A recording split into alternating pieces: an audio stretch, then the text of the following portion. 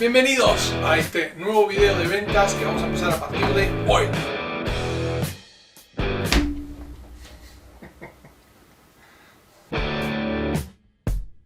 Mirás en las redes, querés hacer una capacitación de ventas y te dicen los 10 tips para cerrar las ventas, los 5 tips para generar empatía, los 8 tips para la fidelidad, y resulta que todos terminan siendo reglas que hay que cumplir y que no sabemos bien en qué orden, o que algunas me sirven y otras no. Eso lo vamos a ver en esta serie de videos. Bienvenidos a esta serie de videos que vamos a hacer de ventas con un solo objetivo: que podamos intercambiar información para poder ser cada vez más efectivos. La clave de este primer video es: no existen tips mágicos que te hagan vender más o que te hagan tener más clientes. Cuando hablamos de tips, cuando hablamos de principios, cuando hablamos de reglas en ventas, incluso les diría para cualquier aspecto profesional, estamos hablando de tácticas, estamos hablando de acciones que nos van a generar un resultado inmediato en cuanto las tomemos y las pongamos en práctica. Pero hay una realidad: la táctica es algo momentáneo, es algo que al cliente le va a servir de momento, o que a mí como vendedor me puede cambiar una situación también de momento. A veces puede ser a mediano plazo también y hasta la puedo adoptar. Pero ¿qué pasa? Si yo no adopto esa táctica o no la pongo en práctica dentro de un conjunto de tácticas de forma ordenada, es decir, una estrategia, ese resultado no lo voy a poder palpar, no me voy a dar cuenta si realmente está tomando la dimensión que yo quería en el resultado de la venta, o con el cliente específicamente, o lo que el cliente espera de lo que yo le vendo. Y así como hablamos de táctica, hablamos de estrategia, este conjunto tiene que estar sí o sí dentro de un proceso. Si yo tengo un proceso estructurado con una serie de pasos ordenados, puedo tomar nuevas tácticas para incorporarlas de forma ordenada y que me den un resultado. Este proceso nos va a permitir tener métricas, valores concretamente, que a nosotros nos van a dar la pauta de si estamos en el camino correcto, si estamos teniendo los resultados que buscamos, pero por sobre todas las cosas, si el cliente se está llevando el resultado que quiere de lo que le estamos vendiendo. Cuando hablamos de tips mágicos, es como si yo dijera 10 tips para que te recibas de ingeniero, 5 reglas para poder reparar tu auto. Y la realidad es que sí pueden servir, pero tiene que existir un conocimiento previo, tiene que haber un entrenamiento previo para que esas tácticas puedan ser aplicadas, como les decía antes, de manera ordenada dentro de un proceso en función de una estrategia. Pero si eso no pasa, lo que estamos haciendo es perder el tiempo leyendo libros o acumulando información que realmente nos va a hacer muy difícil llevarlo a la práctica y obtener un resultado. Entonces, la mejor solución para poder tener un resultado en las ventas que sea palpable, que lo pueda medir y que a mí me sea efectivo, es desarrollar un proceso organizado con una serie de pasos estructurados, y que dentro de esos pasos mis tácticas sean concretas, específicas y enfocadas en la necesidad del cliente. Cuando el cliente empieza a pasar nuestro proceso de ventas, empieza a darse cuenta que hay algo diferente en nuestra forma de actuar como vendedores, que cuando hacemos el contacto con él y los distintos pasos, siente que hay algo que le da valor en el momento de la compra y que no es solamente un precio. Una de las preguntas clave que hacen en los entrenamientos hoy es: ¿cómo hago, Diego, si todo el tiempo me están preguntando el precio, me preguntan por las redes sociales, lo único que les interesa es el precio? Es muy difícil poder hacer un proceso de venta en una pregunta de precio, porque si no le gustó o le pregunté y perdí el tiempo, se va y le compran a otro lado. Es verdad que hay tiempos para responder, pero también es verdad que si el cliente capta que en la relación de cliente-vendedor el vendedor se está preocupando por brindarle valor y sobre todo por darle alternativas a la solución que él está buscando, nosotros después le vamos a dar el precio. No es que nosotros vamos a evitar dárselo, pero antes vamos a sumar un complemento de valor que haga que él sepa que me estoy preocupando por su economía, por la reventa del producto, por la utilización del producto, por lo que vaya a hacer con el servicio. Entonces, el cliente se sabe entendido por nosotros, sabe que hay valor agregado y también hay un concepto de precio. De esa manera logro aplicar un proceso ante una respuesta rápida.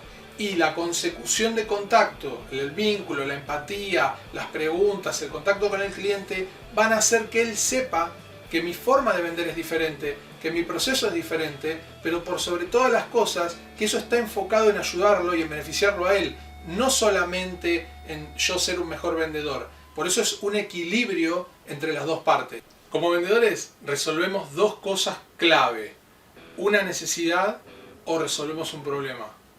El cliente viene con esta necesidad y espera que nosotros lo ayudemos a resolverla. No espera escuchar características de un producto de forma inmediata, no espera que le hablemos mucho tiempo de algo que nosotros tenemos y que estamos deseosos de venderle, pero que a él no le interesa mucho porque no está entendiendo si lo que yo le estoy diciendo resuelve o no esa necesidad, ese problema. Pero antes de abordar esa parte, que es el interés que tiene el cliente, vamos a empezar por este punto anterior, que es más importante. Cuando el cliente instala la comunicación con nosotros como vendedores, pasan dos cosas. Primero, una situación del presente. Está en una situación actual que él desea cambiar. Hay algo de esa situación actual que tiene que cambiar para que él cubra esa necesidad que tiene o resuelva ese problema. Y por otro lado, hay una situación deseada que está esperando poder alcanzar con eso que está viniendo a buscar.